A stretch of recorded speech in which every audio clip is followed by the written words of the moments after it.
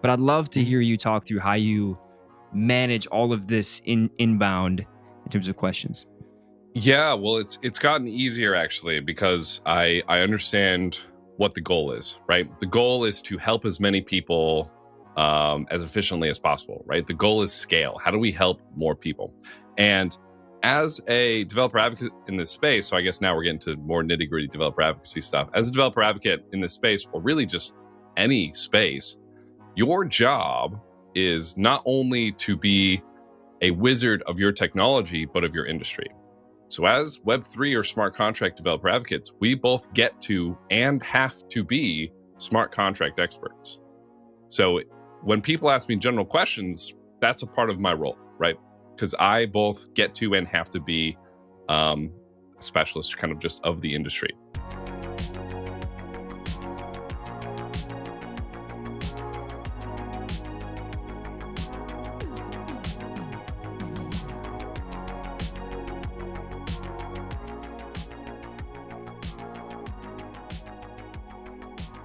Hello and welcome to another episode of Devs Do Something.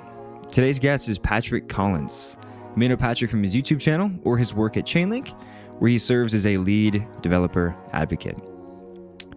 Patrick is one of the industry's best educators in DevRel pros. His 32-hour full-stack Web3 development course that he recently released was viewed over 1.3 million times and lives on as one of the best resources for people who want to go from zero to hero as a Web3 dev. In this episode, we talk through how Patrick thinks about developer education, developer tooling, and building high-quality developer communities.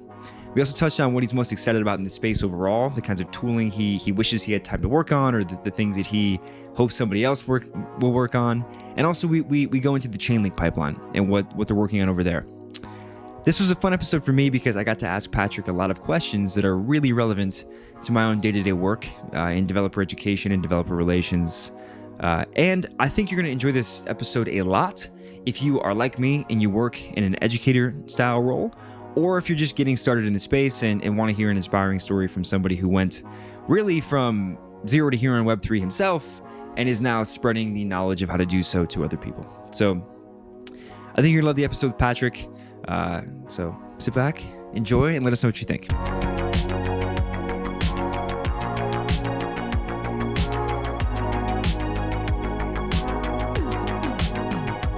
Are you a DAO or crypto native business with salaried employees? Or do you perhaps work for one? If so, whether you're a team of 5 or 500, your organization can save time and money by streaming salaries with Superfluid, who also happens to be the beloved producer of this podcast. With salary streaming, your management team no longer has to worry about executing multi-sig operations every month or manually executing hundreds of separate transactions to pay their team. Contributors and employees, on the other hand, get paid by the second, which, to be honest with you, is a pretty killer benefit on the receiving end. Those of us getting paid via stream can connect our wallet to the Superfluid dashboard and see our balances ticking up in real time. It's kind of mesmerizing and feels like you're being jacked 10 years in the future. When you're paid in a stream, it flows in perpetuity until your team needs to adjust compensation, which effectively puts Web3 payroll on autopilot. Salary streaming is easy to set up thanks to our recent integration with CoinShift, the leading crypto treasury management platform. In just a few clicks, you can securely set up payroll for hundreds of employees in just a single transaction, all from CoinShift's dashboard. If this sounds like something you're interested in exploring, you should visit superfluid.finance/payroll and book a salary streaming demo today. Thanks to all of our sponsors. Let's get on to the episode.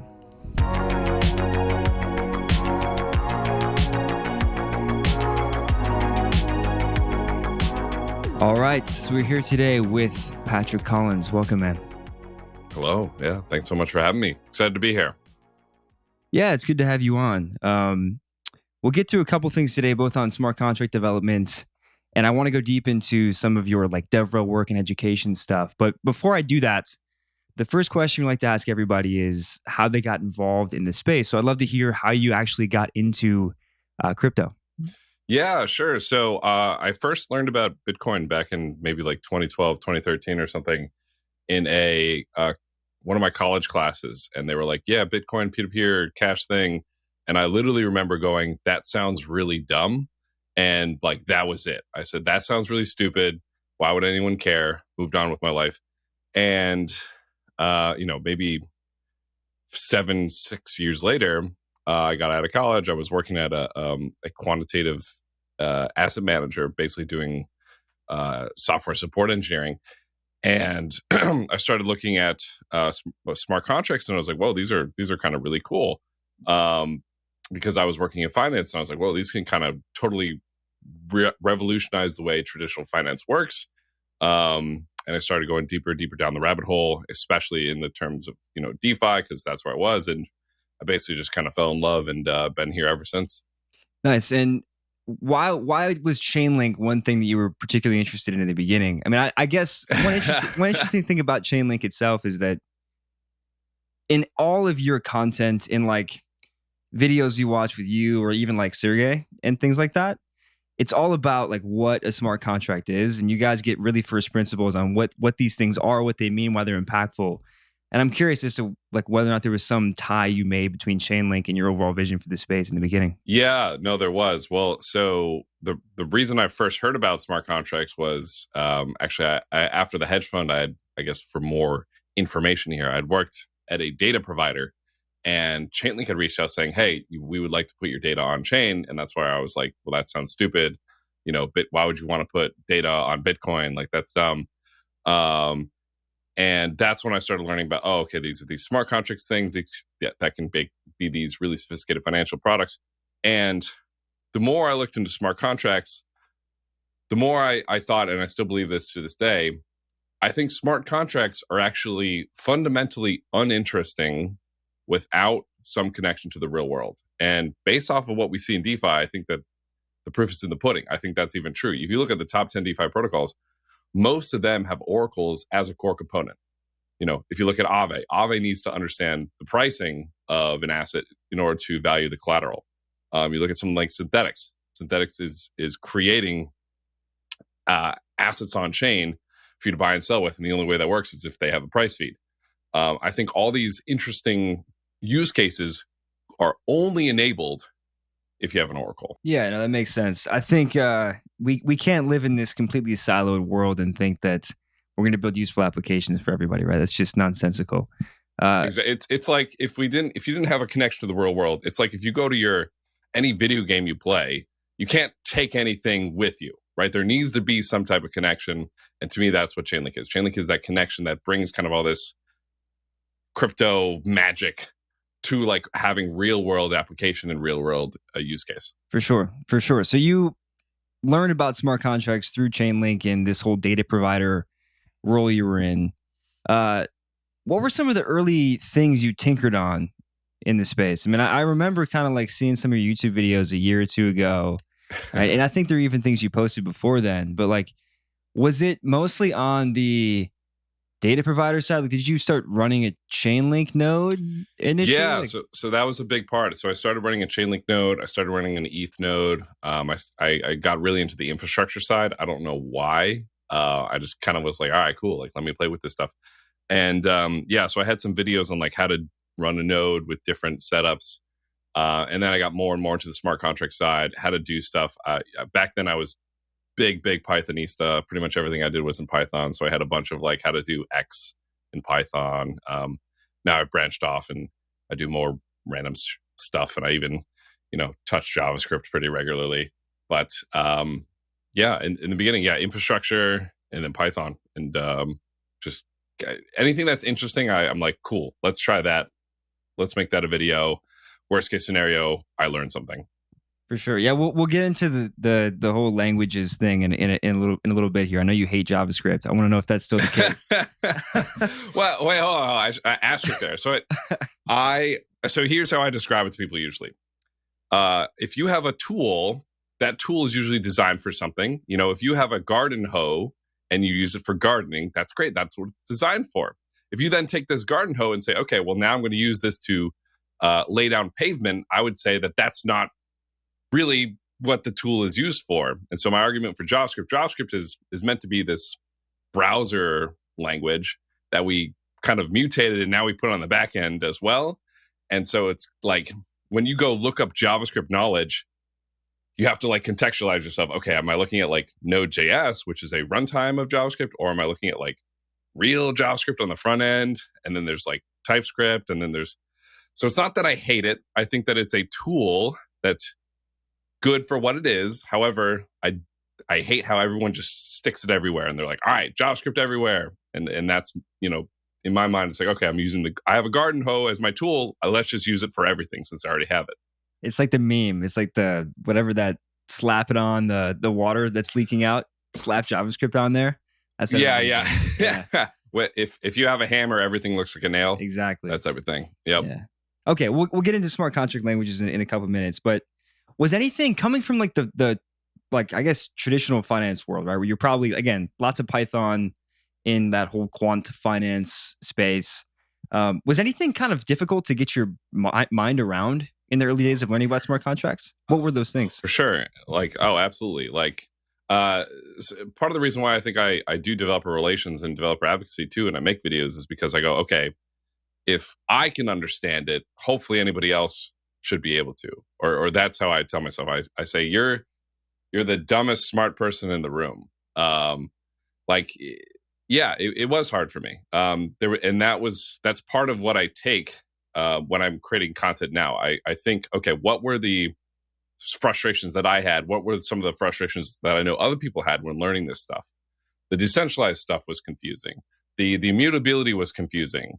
The transactions was confusing. I mean, everything was confusing. It wasn't like, oh, cool, like I get it, let's go. It took me a while to learn a lot of this stuff, for sure. And then were you always into YouTube and making videos, or was that something that you just started doing for fun? Like, where did the actual content creation side come in? I've always liked making videos. I've never been very good at making videos. I mean, I had another YouTube channel like where I would do kind of like classic, really just stupid YouTube stuff. Like self-taught video editing there. I mean, like I feel stupid saying it because I'm like, oh yeah, well, I'm still kind of crap. I know how to do a lot of the basic stuff quickly now. Like that's it. But yeah, I've always liked making videos. I'm a very like, I'm always asking, am I doing this right? Like if I read instructions, I have half the time I'm like, okay, if someone says, okay, we're going to teach you how to put on a jacket, right? And they say, step 1, put your arm through the armhole of the jacket. My brain goes, well, which arm? Which hole? Is it this way? Is it this way? And I just start asking all these questions, and I don't have enough context to know like how to actually do it. And then I'll do it one way, and that'll be wrong, and that'll ruin it for what's later down the road, right? So for me, always having some visual thing to be like, oh, okay, yes, that is what it's supposed to look like, has always been really helpful for me. And so I like making videos, visual learner. Great, let's make videos. So, I mean, I love documentation as well. And I think documentation is super important. But documentation only makes sense if you already have the context of what this tool should be looking for, right? If you've put on jackets before, okay, reading about how to put on a new jacket is going to be no problem. If you've never put on a jacket before, you might be super confused. And I think very strongly about that when it comes to blockchain. If you're reading documentation and they go, oh yeah, now just pop open your browser wallet with your private key, you're going to be like, wait, what? I need to have a private key in my VS Code? That's like super weird. So I think having that visual piece there is really, really important, especially for new people in Web3. Yeah, I'm with you. There's a lot of information that's lost in purely written tutorials and documentation by itself that I think YouTube has been amazing. It's been amazing in that it's kind of filled that role of like all the implicit things that people do without realizing they need to explain it. And I think that's a really, really good point. So, I mean, like when it comes to your process for making videos, right? Like what has this typically looked like for you? Do you come up with like an idea and you're like, wow, this feels like it needs to be explained, or like, wow, I just think this thing is so interesting, I'd love to make a video on it? Do you get more strategic and think, I mean, I'm sure you have now, like you made a 30-hour Solidity course or something like that. So, I would love, I guess, to just understand what the behind the scenes process looks like for how you put together a video today. Sure. It's so funny answering these questions because I'm like, am I the authoritative person to talk about video creation? All right, sure. So it depends. A lot of the time when I think about making content, I literally just go,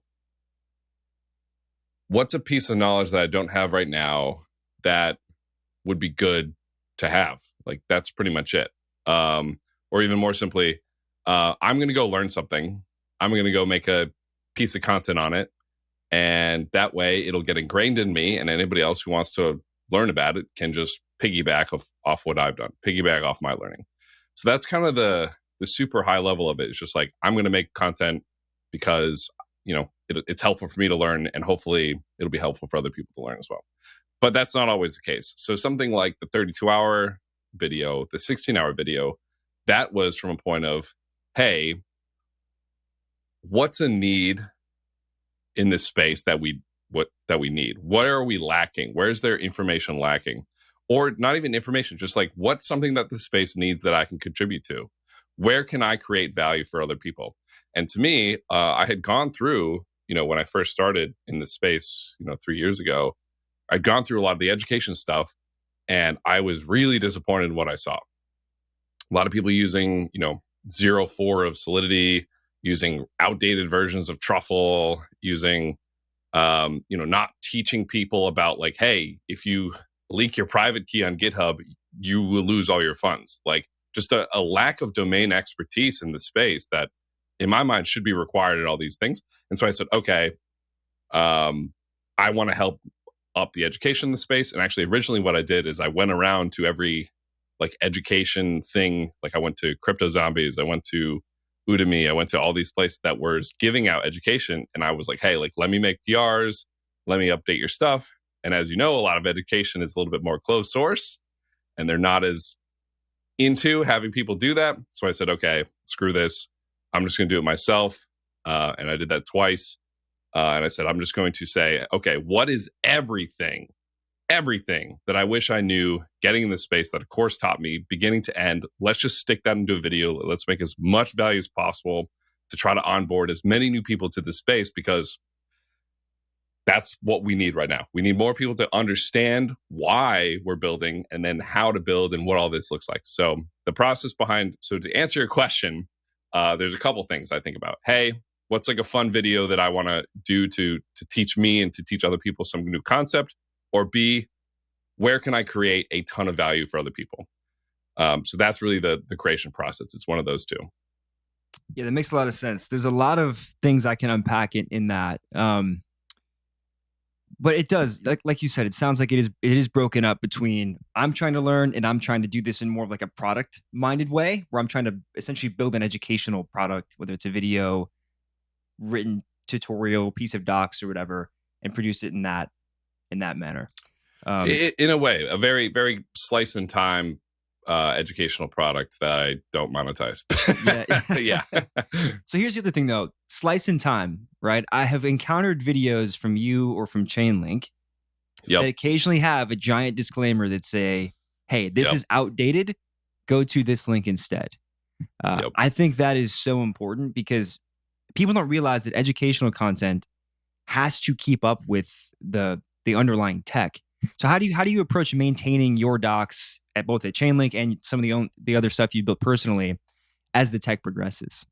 So documentation is the easiest, right? It's just text. You make a PR. You say updated. You can have versioning for your documentation. That doing docs is really easy. Videos is much harder. That's something that I'm constantly struggling with, constantly trying to figure out. The way we've been doing it so far is just adding that disclaimer, but even that's kind of tough, because we don't always know when our videos go outdated. So we have to basically wait for a comment to come in, which is more reactive than proactive, which kind of hurts. So keeping the videos up to date is tricky, right? And then the question then becomes, okay, if it all changes, do I take the time to make an update video, which can be really difficult. So on the 32-hour video, I'm kind of upset about this, but one of my sections, it's pretty much all still up to date, which is awesome.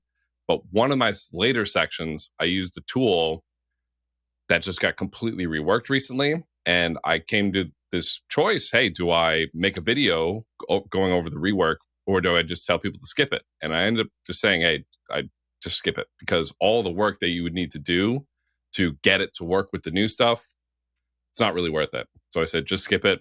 You can still follow along the video. You can learn all the front end. It's front end stuff anyways, though. So it's kind of more optional. And we cover most of what you need to know for front end before the video anyways. But I ended up just saying, skip it.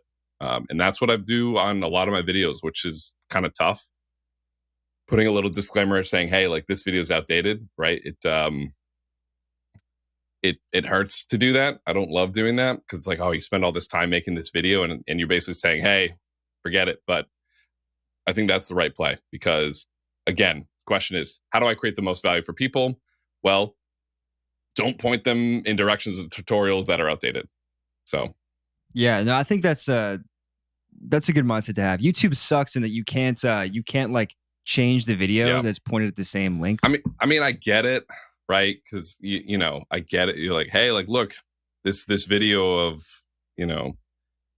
me farting got 10 million views when it was like originally like a Justin Bieber song or something. I get it, but yeah, I agree. It's frustrating. Yeah.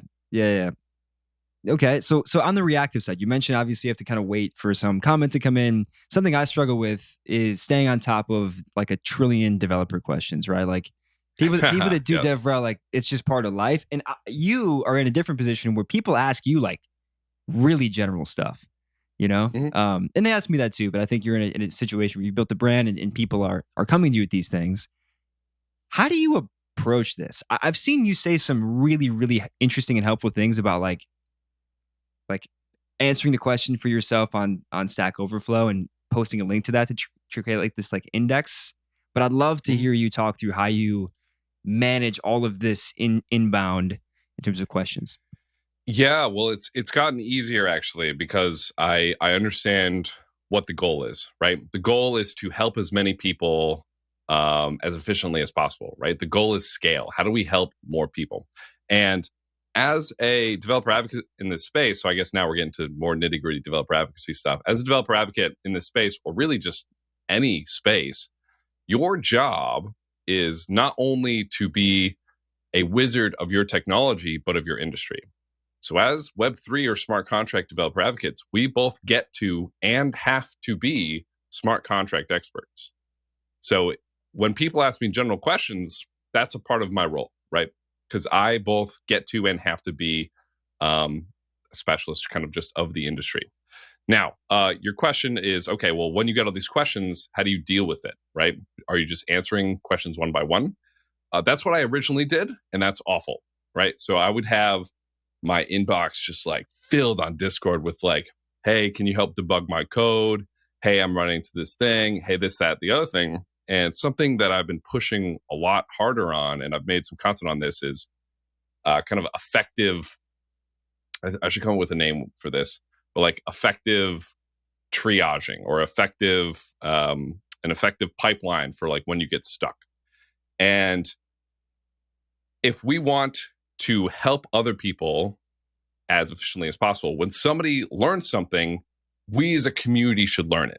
And what's the best way to do that? Well, if they ask that question on something like Stack Overflow, Stack Exchange, some site that gets indexed by a Google search or now like an AI bot, that's going to help us learn as a community. Because so like let's say someone says, hey, Hardhat's giving me this error XYZ. If they put that on Stack Exchange, the next person who runs into that error, they aren't going to ask me. They're going to get the answer quicker, more efficiently, because me and this other person have already figured out how to debug that in a public manner.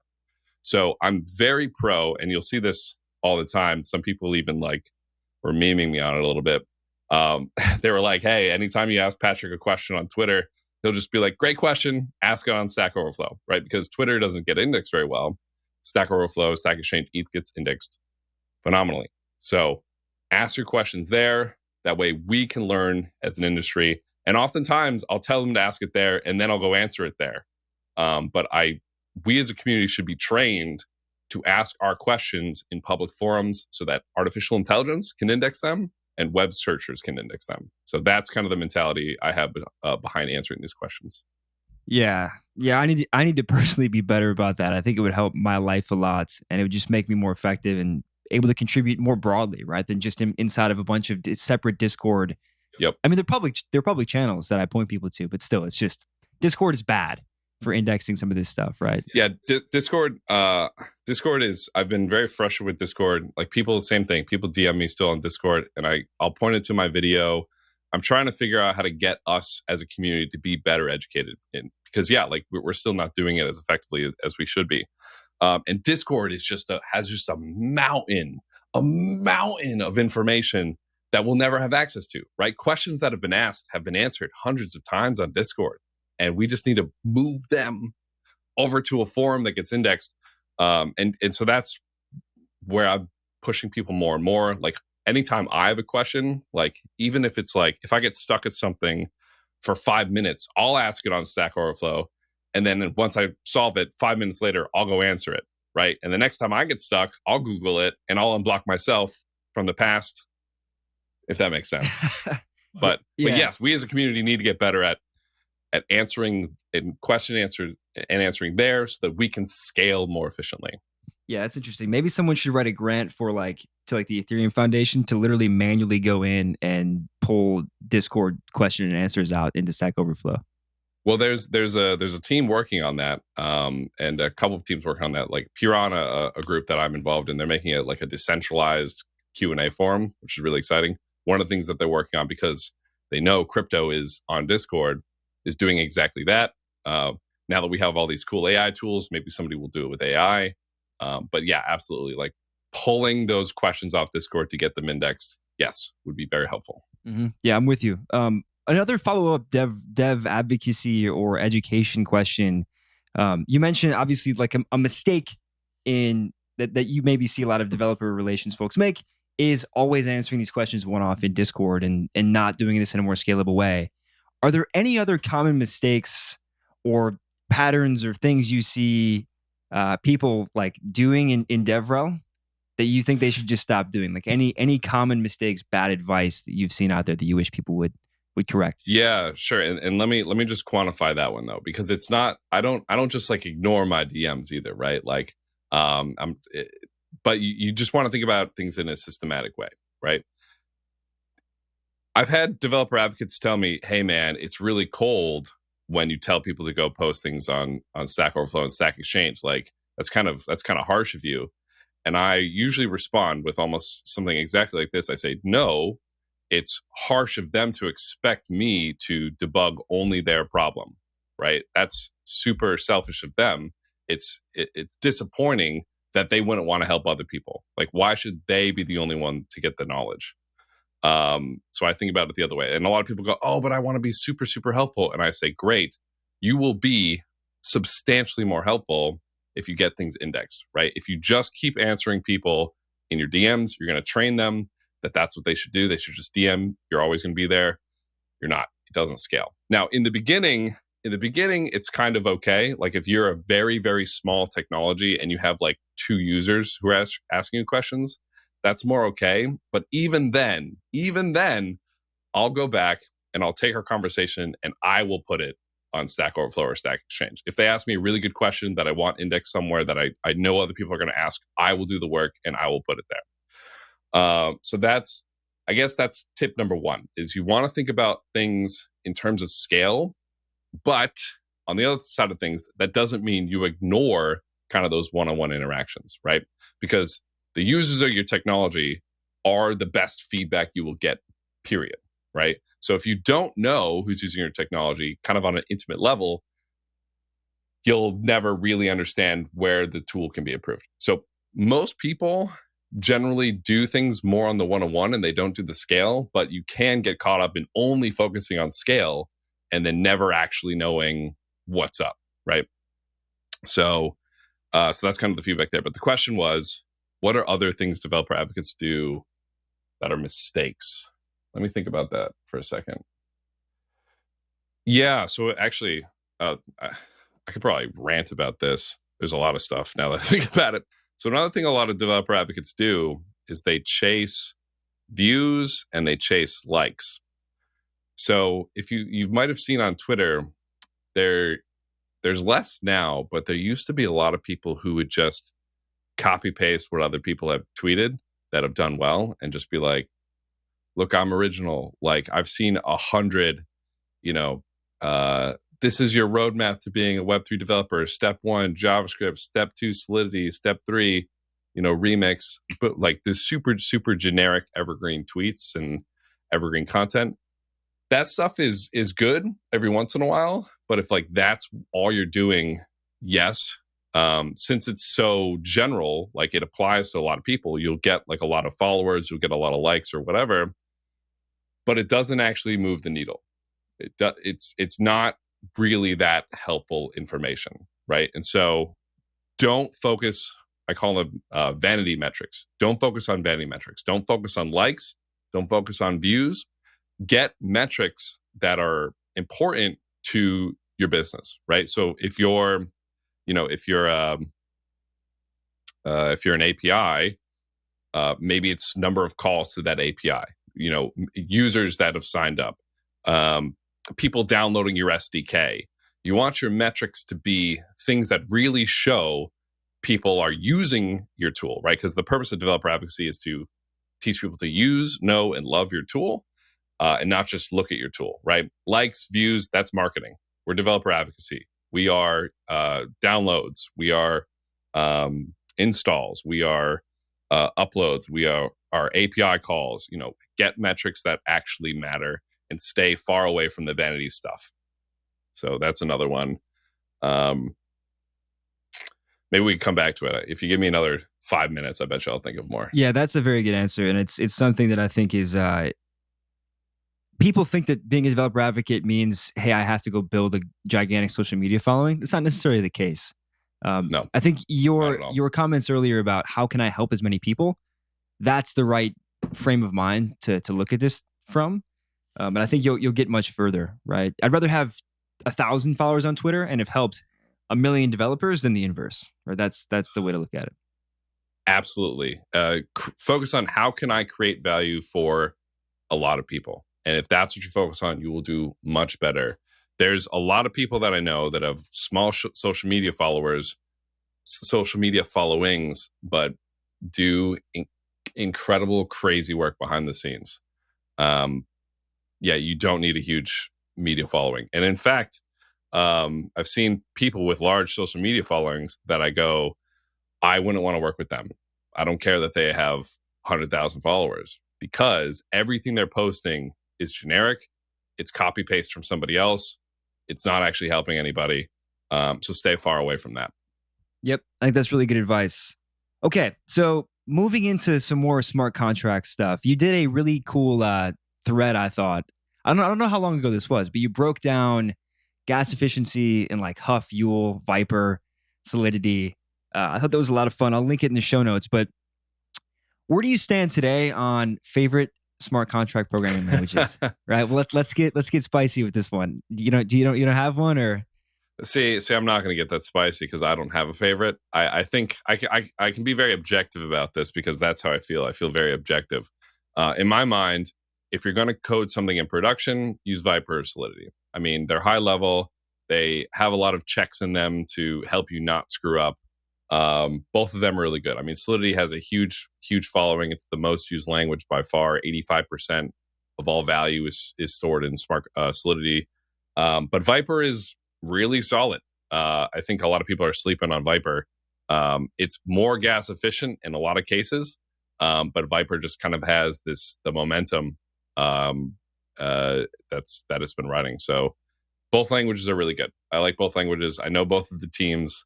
I'm really looking forward to what they're building next. When it comes to Huff is basically writing an opcodes, which is great if you want to be super granular with what you're doing, but also terrifying because if you screw up, you screwed up. So it's a lot easier to make a mistake when you get that granular with it. So I wouldn't recommend it for a lot of production stuff. If you need something very specific, super, super, super like performant for whatever reason, great, use Huff. And I also think Huff is great to learn because it teaches you everything about like low-level EVM code. It teaches you about opcodes. You can kind of write opcodes in this more formatted way. So I highly recommend people learn Huff just as a learning tool to understand what goes on under the hood. But yeah, I wouldn't use it in production. And then Yule is, if you want an assembly language, I would say use Huff. Maybe that's my spicy take. When it comes to Yule or Huff, I would be like, just use Huff. If you want to do some inline Yule in your Solidity, great. That's what it's there for. But if you're just going to write in pure Yule, I would say, maybe do Huff. There's some weird oddities with Yule that I don't love. But for inline Solidity, it's great. Nice. Yeah, we actually had on a Huff contributor a few weeks ago. He goes by Vex on Twitter. He's going to be happy to hear you say that. But he said the same thing, right? He's like, hey, look, I like Huff. I'm not going to write write a whole protocol in Huff, but it's an amazing learning tool, right? So I think that's a good way to look at it. On shooting yourself in the foot, though, right? Like you can shoot yourself in the foot pretty badly in assembly. How do you look at smart contract security? How do you talk about this to people that are coming into the space and trying to learn? Just like security in general, or what do you mean? Yeah, just how do you approach it in things that you build, and also how do you try to teach people to approach it? Yeah, it's a constant battle, and it's a constant thing that we as a community need to upgrade. I mean, if you look at the current tooling of the space, I mean, we have some great tools that help with security, like Slither, Echidna, pretty much anything TrailBits puts out. But from a high level, it's kind of weak sauce. Like we see the same exploits happen over and over again. We see reentrancy attacks. We see Oracle manipulation attacks. We see all these things that we go, like, haven't we fixed this already?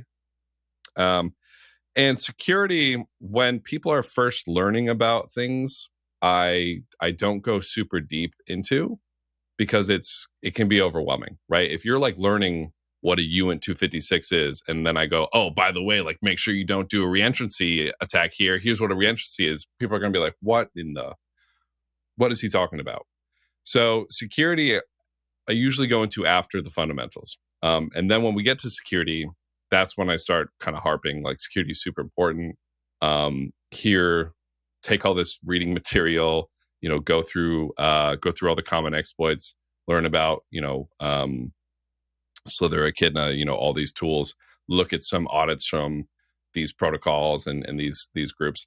But security is kind of tough, and I'm working on right now like just a better way to approach security, because right now it's kind of like, all right, write your smart contracts, kind of Google around, make sure you're doing kind of best practices. Hopefully you've seen best practices from like, Consensus has some really good best practices, and then go to audit, and like that's the process, or go to like Code for Arena or something, and that's the process. And I don't think it's great, and I'm working on trying to create some educational materials so that we as a community can get better at security. And then I'm also hoping we as a community build some new tools, because our tooling is lacking right now. On the topic of tooling, this is something we actually like to ask almost every guest. Like, what tooling do you wish somebody would build for the space? What tooling do I wish someone would build? Okay, well, number one, voting. Voting right now is atrocious. If you vote on chain and you have a 1,000-person community, you do one vote a month. Let's say it's $1 to vote. You're costing your community $1,000 a month. If you have 100,000 people in your community, $100,000 a month, and that's just with one vote, right? Let's say you have 10 votes a month, which you should, right? That's $1 million a year, or excuse me, a year. I was giving the wrong metrics. There's a lot of money being lost in voting. Now, what a lot of people do is they go, okay, F that. We're not going to do on-chain voting. We're going to do off-chain voting. Well, guess what? All the off-chain solutions are horribly centralized, and somebody's going to get screwed over very soon. I don't know who. Like, we've been super lucky so far, but all the off-chain solutions are super centralized and awful. So I need somebody to build a decentralized voting solution. Architecture, real simple. You have a Chainlink node, a Chainlink network, which puts IPFS hashes of votes in a Filecoin, a SIA, some decentralized storage solution. And then once the vote time is over, the Chainlink Oracle network reads the votes, puts it back on chain. So somebody needs to build that. Somebody needs to build an artificial intelligence security tool. That's something that I'm hoping I have time to work on, but it's unlikely. Someone needs to build that. Somebody needs to build, I'm kind of biased, like with Chainlink stuff. Someone needs to build a tool where we can actually get weather data. We can actually get, weather data would be the easiest start on chain in a cheap, affordable manner, so that we can start having, like insurance contracts for, farmers and whatnot. There's a lot of stuff that I wish people build. So both protocols on chain and tooling. There's a lot of stuff. For sure. Yeah, there you go, kids. there's more. The list probably goes on and on and on. And there's just so much stuff to do in this space. There's so much cool things that can be built that have not been built yet. For sure. Okay, couple questions here as we wrap up. Another one that's very similar to the question I just asked you, but is a little more, I guess, on the optimistic side about what already exists in new developments, is like there's a lot of cool things that are still happening, even given the state of whatever the market's doing. There are cool things being built, cool developments. What are some things in the space that you're really excited about? New developments, new protocols, new tooling that you'd like to maybe shout out? Yeah, I'm obviously biased, but pretty much everything Chainlink's working on, I'm crazy excited for. So CCIP is something Chainlink's been working on for some time. It's their cross-chain interoperability protocol. It's a way for you to basically send transactions cross-chain in a decentralized manner. Most bridges that you use today are centralized. And obviously, whenever you use one of those bridges, you're just keeping your fingers crossed that they're not going to rug you. So CCIP is something I'm really excited for. Chainlink staking V01 just came out, which is really, really exciting. I'm excited for that to kind of move forward. What else am I excited for? So Filecoin just came out with their new FVM or their FEVM. That's something I'm really excited to play with. I haven't looked too deep into it, but I'm excited for that. More layer 2s like ZK Sync, crazy excited for. Starknet, I'm excited for. Just more like ZK stuff in general, I'm excited for. This is another one. The list goes on and on. I'm excited for a lot of stuff. Aave's working on a stable coin. I think that's like really exciting. Curve just released their white paper for their stable coin, which has kind of this new way to do collateral, which I'm excited for. Sam, hey, look, devs, if you're new, if you're looking to get into Web3, there is a long list of stuff to be excited for here. Cool. Yeah, I'll make sure I link all the Chainlink stuff as well. You guys have been working on some cool stuff, and I'll make sure that there are some pointers to it. Okay, last question. Let's say 10 years from now, like you go to sleep, you go in one of those like chambers, like they send people in when we're going to go to like Mars or something like that. You're completely shut out. You come back in 10 years. You come back and you look at Web3. What do you hope the industry looks like? Here's what I hope. I hope the current system of finance, the traditional system of finance, all the infrastructure is ripped out and replaced with a decentralized financial system. Oh my goodness. Be phenomenal. Everyone's coding and working with their AI assistants. They're doing their finance with their AI assistants. And Chainlink has come out with easier ways to bring more data on chain. And we have all these way more sophisticated agreements using real world data more than just pricing information. So, at a very high level, that's what it looks like. Like the current financial incumbents gone, where we don't have like all these entities that just like keep all the alpha and don't share any of it. There's just, and everything's more transparent. There's information asymmetry is gone, or at least greatly minimized for traders and people looking to get into finance. And we just have a much more fair financial system. To me, DeFi is one of, if not the most powerful use case for smart contracts. DAOs are interesting. We still need to figure out voting. In my view, we currently really suck at voting right now. But for me, in 10 years, that would be amazing if traditional finance was changed with DeFi. That's probably not going to happen in 10 years, but that would be awesome. I love it. It's a fantastic answer. Well, Patrick, thank you so much for coming on today. Thank you for having me, Sam.